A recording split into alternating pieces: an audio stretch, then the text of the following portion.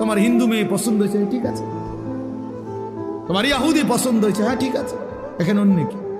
তোমার যেটা ভাল লাগে এটা, তোমার যেটা মন চায় এটা, তোমার পছন্দই তোমার জীবন।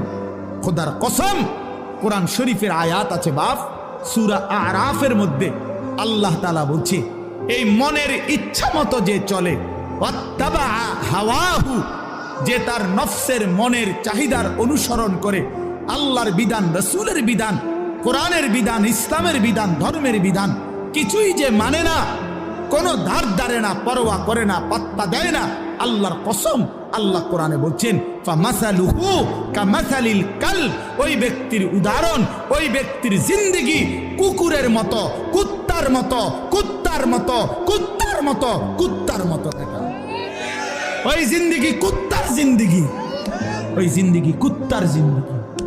আমি বললাম কোরআনের আয়াত এটা।